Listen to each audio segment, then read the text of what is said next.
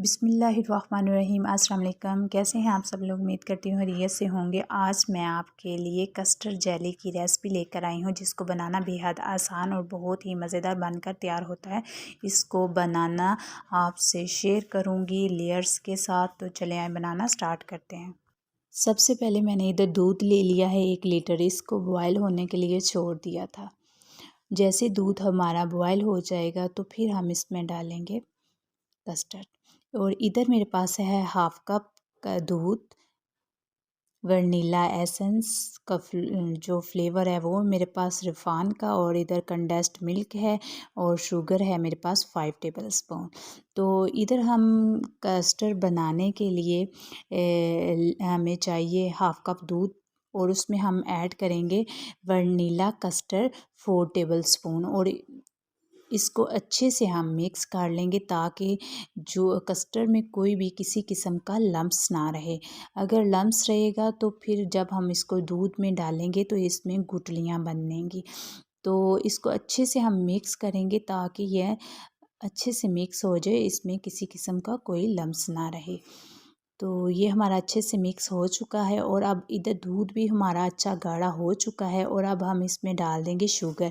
Sugar को डाल के हम इसको मिक्स करेंगे ताकि शुगर इसमें मिक्स हो जाए। तो इधर हम इसमें कंडेंस्ड मिल्क भी डाल देंगे। आपकी अपनी चॉइस अगर है तो आप डाल लें, वरना ऑप्शनल है, आप इसको स्किप भी कर सकते हैं। तो इधर हम इसको डालेंगे और इसको अच्छे से मिक्स कर लेंगे। और मिक्स करने के बाद हम इसमें डाल देंगे वनीला कस्टर्ड। तो इसमें हम डालते जाएंगे और आहिस्ता आहिस्ता से चम्मच चलाते जाएंगे ताकि इसमें किसी किस्म का कोई लम्स ना बने। तो जैसे ही हम इसमें डालेंगे 2 से 3 मिनट तक ये अच्छे से गाढ़ा हो जाएगा। तो इसको हम तकरीबन 4 से 5 मिनट कुक करेंगे ताकि कस्टर्ड का कच्चापन भी दूर हो जाए और परफेक्ट ये कुक भी हो जाए। तो इधर हम खुशबू के लिए एक अहम चीज़ डालेंगे, वो है क्योड़ा एसेंस। इससे एक बहुत ही ज़बरदस्ती खुशबू आती है। तो ये हम इसमें 4 ड्रॉप डालेंगे और इसको मिक्स करेंगे। ये देखिए इधर कस्टर्ड हमारा अच्छे से गाढ़ा हो चुका है, और अब हम इसको उतार कर ठंडा होने के लिए छोड़ देंगे एक साइड पर।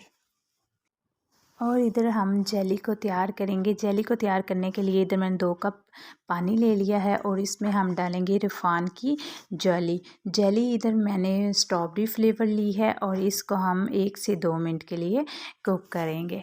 और जैसे ही इसको हम अच्छे से कुक कर लेंगे तो फिर हम इसको निकाल लेंगे। ये बहुत झटपट से तैयार होती है जेली की रेसिपी। पहले भी मैंने अपने चैनल पर अपलोड की हुई है, अगर आप चाहें तो वहाँ से भी देख सकते हैं। इधर 2 मिनट में ये हमारी कुक हो चुकी है। और ना इधर हम ना ग्लास, सर्विंग ग्लास मैंने ले लिया, और इसमें ना हम साइड लेयरिंग लगाएंगे जेली की। तो इधर मैंने ना कप केक वाला ट्रे लिया था, और उसमें ना इसको रख लिया था ताकि ग्लास हमारे ना हिले नहीं। और इसको 5 मिनट के लिए ना ठंडा होने के लिए छोड़ दिया था। जैसे 5 मिनट हो गए थे तो फिर हमने ना इसमें कस्टर्ड जो था ना उसको डाल लिया था। तो जैसे ही हमने इसमें कस्टर्ड डाला है, जेली हमारी परफेक्ट तैयार हो चुकी थी, जम चुकी थी, और बहुत ही प्यारा लुक आया था जब ना हमने इसमें कस्टर्ड डाला था। तो देखने में भी ऐसे था कि बस दिल कर रहा था बस खा जाएं इसको। तो बहुत ही ज़बरदस्त से ये हमारे ना ग्लास डेकोरेट हुए थे। तो आप लोग ज़रूर इसको बनाइएगा और सर्व कीजिएगा बच्चों के साथ में।